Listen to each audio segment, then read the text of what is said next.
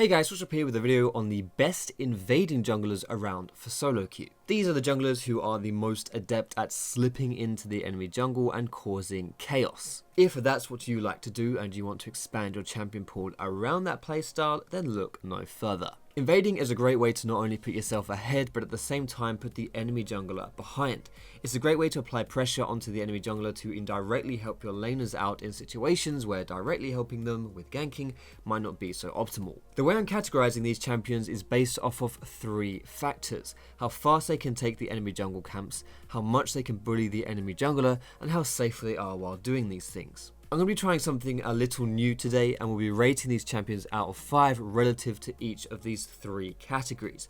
You may disagree with some of these ratings, but it should give you a good idea of where their strengths lie, so you can decide what champion suits your kind of playstyle best. Also, these ratings are scored with mostly the early game in mind, as this is where most invades will happen, and with the assumption that the jungler doesn't hold any significant lead over the enemy, else of course then everyone would be a 5 out of 5. Do let me know what you think about this new format in the comments below as well, but let's get on with it. Although actually I did just lie to you, we're not going to get on with it just yet, because I do want to say quickly, I am feeling a little ill, so do forgive me if my voice sounds a little hoarse. Anyway, now we can get on with it. So to kick things off, the 5th best invading type of jungler in my opinion is Lee Sin. For his ability to take the enemy jungle camps, Lee gets a 3 out of 5, on bullying the enemy jungler a 4 out of 5, and for his escaping skills another 4 out of 5. Lee Sin really is nothing special when it comes to clearing the jungle. Until he's got his warrior enchant, he won't be able to take camps with much speed at all, which is quite important for making sure you can plunder before being rused. It's also worth noting that he takes a fair amount of damage before his first recall, so early cheese invades to take jungle camps can often be quite tricky. If Lee Sin opts for more of an AD focused build, then this rating would increase comparatively, but overall as a champion, it's not his strong suit. When it comes to fighting the enemy jungler, however, Lee Sin fares pretty well. He actually has some pretty bad jungle matchups in the current meta until he hits level 6, such as Graves, Nidalee, Kindred, Elise, and so on. But when he's the aggressor and can use the element of surprise, Lee Sin is quite the competent predator. He's got high damage, a reliable slow, and 2 gap closers, not including his flash, which make for easy pickings on the vulnerable enemy junglers. His escaping is also pretty good. This obviously almost entirely comes down to his safeguard, his W,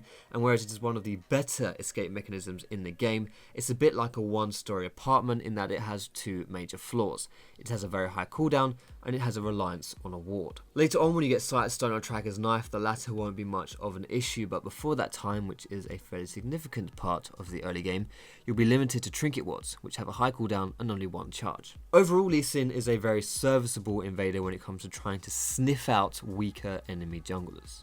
Next up, the 4th best invade jungler in my opinion is Shaco. For taking jungle camps, he gets a 3.5 out of 5, for bullying a 4, and for escaping a perfect 5.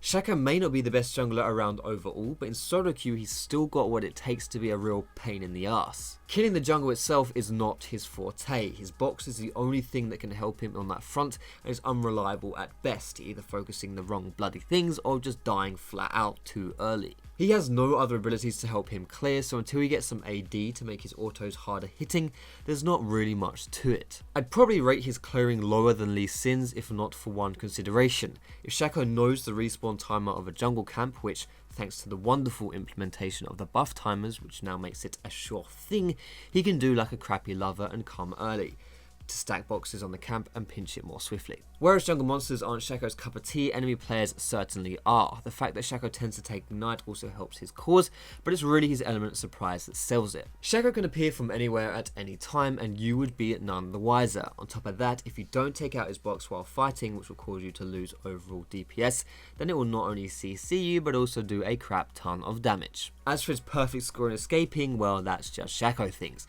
A good gap closer combined with a stealth allows for some really cheeky jukes. How many times have you seen laners give up on defending against a Shaco on the premise that they just aren't sure where he's gone? Or maybe they never even try to defend at all, knowing how annoyingly slippery the bugger is. Either way, no one makes escapes look quite as easy as Shaco does, and as such, he is the king in this regard. In the middle spot, there is Shyvana. She scores a 4 out of 5 for jungle killing, a 5 out of 5 for player killing, and a 3.5 out of 5 for her safety. Like Shaco, she's not exactly a meta champion. She was pick ban worthy back when Titanic Hydra and Devourer were disgustingly broken as a combo, but nowadays she's more of a preferential choice. Her jungle clearing is really top notch, especially considering she tends to only ever buy one offensive item, the jungle item. Even before that point, the percentage health damage on her E, the auto tech reset on her Q, and constant burn from her W make her a pretty decent clearer. To be honest though, I did lie a bit when I said she was a 5 out of 5 for player killing. She's a 5 out of 5 for player fighting and bullying, killing not always being a part of her repertoire. Having no CC or gap closers makes it hard for Shyvana to actually snag a kill on the enemy jungler, but by god is she capable of it if they don't run away. I don't think there's a single champion that can go toe to toe with Shyvana outside of Kindred, and even that's just because it's a melee against ranged matchup. Escaping though isn't really her strong suit. She's fast as all hell and will become tanky enough to not have to worry too much about getting caught, but early on that doesn't show too much. One big issue for her is that in order for her to clear and fight, she needs to use the only tool keeping her safe, her burnout speed. This can make it really tricky if you get caught in a particularly tight spot. And before we get on to our last two champions, I just want to thank you guys for watching this far. If you haven't already and you like what you see, please feel free to subscribe to me here for more. Also, if you're enjoying this somewhat new format of listing, then you can show me with a cheeky like. And of course, I always take note of your feedback in the comments, so don't hesitate to chuck stuff down there too. Anyway, numero dos on this list is going to be Kindred. I give her a 4 out of 5 for clearing, a 5 out of 5 for fighting, and a 3.5 out of 5 for her safety. Definitely one of the strongest junglers around right now despite numerous nerfs. Kindred is a really good all-round champion. Up until recently I would have put Kindred higher on her clearing score, but consistent nerfs have taken her down a peg in my opinion. It depends a little on how many passive stacks she has, but Kindred can still pump out significant DPS to monsters that are too dumb to move from her W, which is literally all of them. The fact that Kindred only buys damage also means the more the game progresses and the more items she gets, the better off she becomes in this element. Of course, having a Blood Razor in your core build certainly doesn't hurt either. A perfect 5 for fighting other players shouldn't come as any surprise to anyone.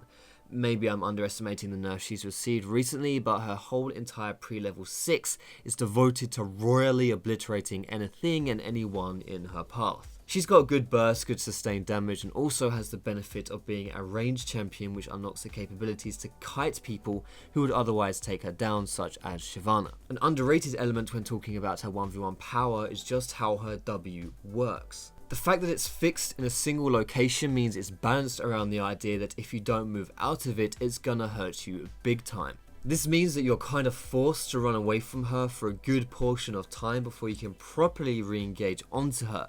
All the while she's been wailing on you and chunking you out, often removing any possibility for your retort. As far as safety goes, Kindred is nothing special though. Her hop is okay for getting over small walls like a dragon or baron, but it does nothing for thicker walls and won't even be up if she's just gone aggro on an enemy in any recent time frame. And our number one invade champion is gonna be the pretty good Nidalee. A perfect 5 for jungle clearing, 5 for bullying, and a 4 for safety. A personal favourite of mine, if you consider hatred to be favouritism, Nid is by far one of the strongest junglers around. Nidalee's clears are arguably second to none right as soon as she gets her runic echoes. Even before that though, Nidalee's double form talents allow her to spam abilities and take things out with ease. On top of that, she can jump over massive walls if she marks a target with her spear first, drastically reducing the time spent in the enemy jungle. All of this with pretty low cooldowns, heavily influencing the ratings for her safety as well. Her incredible bullying comes not just from a crazy high damage output, but also a relentless thirst for chasing opponents down, whether that's bonus move speed towards marked targets or the increased pounce range. It is very hard to survive a Nidalee burst and even harder to survive her follow-up. Lastly, with her safety, Nidalee can jump around in a very low cooldown, unlike other people on this list who have just one solid escape but on a high cooldown.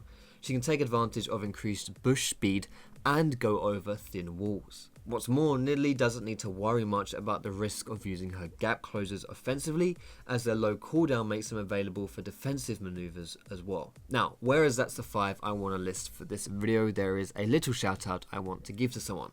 Nunu. A 5.5 fucking score for clearing, 2 for bullying, and 3.5 for safety. Nunu is the cheesiest invader out there who relies solely on nicking buff camps from under the enemy jungler's nose.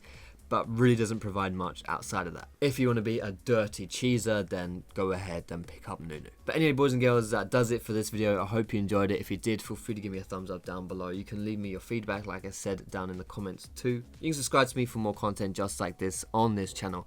You can also find me on Facebook and Twitter and catch me streaming over at twitch.tv/Foxdrop. All those links are down below in the description. But most importantly, guys, thank you so much for watching. Have a great day, and I will see you in my next video.